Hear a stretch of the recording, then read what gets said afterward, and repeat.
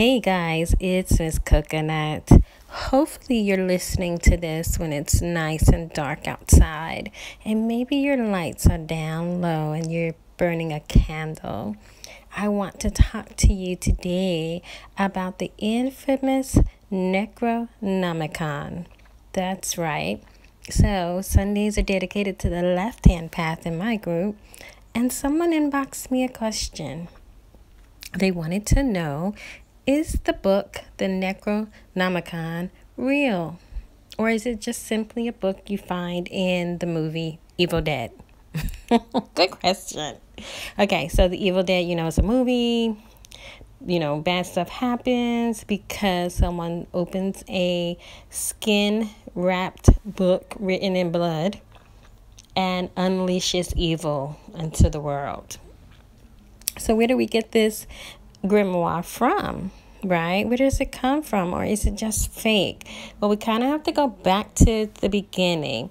And so what I want to give you is some information of the history of this book, how it came to be what it is today, and you make the call whether it's real or not. Okay? So this is dedicated to my student that asked the question.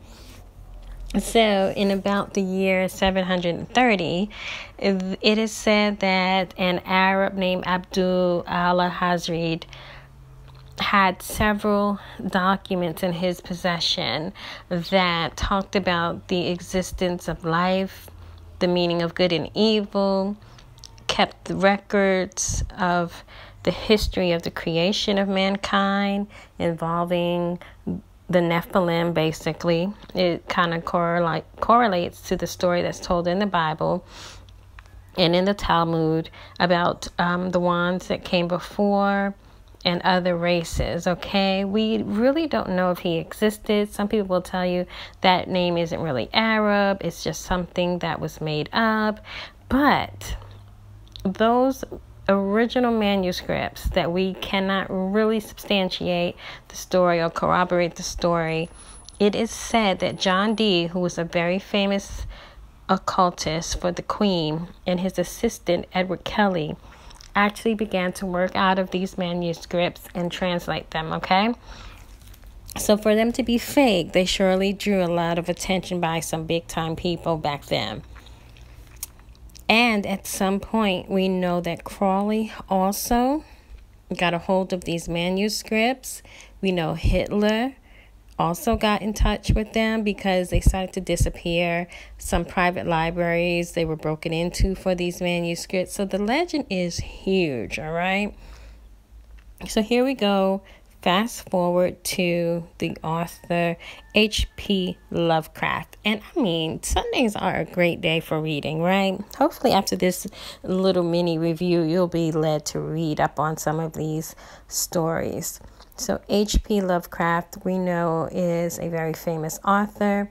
And he wrote a short story where he introduced the idea of a book called the Necronomicon. Now, later on in life, he admitted it was all fabricated, okay?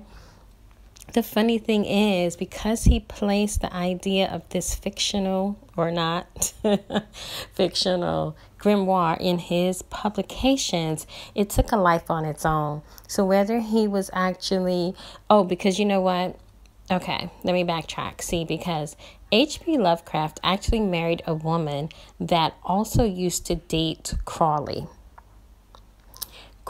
Some of his writings mirror the same information that you'll find in Lovecraft's work. And people are saying it's because they all got a hold of these manuscripts. We'll never know, but there are no coincidences. Anyway, no matter how much H.P. Lovecraft tried, he could not get away from this story about the old ones. These are the existence of the beings that came before, that you can call on for assistance. And this huge cult grew out of this mythos, okay? So it doesn't stop there. It gets even weirder, if you can believe it. So after all of these years of everyone fighting whether or not this is true, in New York around 1970 something, a guy named Simon walks into a very, very famous occult bookstore and pulls out a tattered manuscript in a cardboard box and says, "I'm Simon, and this is the Necronomicon." Who would have thought? What a coincidence, yeah? So, did this story take on a life of its own? Did the author write a grimoire just to capitalize on the sensationalism of the idea of a forbidden grimoire? Because this grimoire is supposedly so forbidden that if you even open it, you'll die or go crazy. Now, if you look up the reviews, okay, you will find lots of interesting stories of people that have gone mad. Other people say it's totally trash, it's fake, it's made up. Who knows? All I know is Simon walked in with this manuscript, it got published, and it took off. But it gets even weirder, if you can believe it. I know, who could even write this? It's so good. Somewhere along the line, Simon dies. No one knows who Simon is, but Peter Levender, a very famous occult writer, author, and YouTube, don't kill me, Peter, he takes over the role and takes on the task of teaching people this book, going on lectures. And if you would hear Simon versus Peter, people would say they was the same person. So now not only do we have a fictional book that came true, we also have a fictional author that is really a person. I don't know. It's so confusing. So we have a book. Many people say the sigils are wrong, the gods are fabricated, but I don't know, because I'm of the mindset it's the worker, the spellcaster's belief that really makes a work proficient. And if you believe in it, who's to say it's not to come true? Because, I mean, really, a lot of those old manuscripts, do we really know what's in them? Or we were just told, hey, this is how you call up Baal. This is how you call up Lucifer. We don't know. We weren't there. We just blindly take it on and say, hey, this is what I was told, so I'm going to go with it.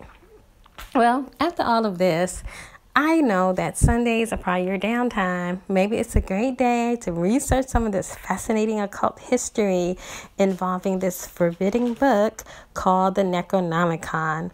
Thank you for listening. And as always, Om Shrim Brezi.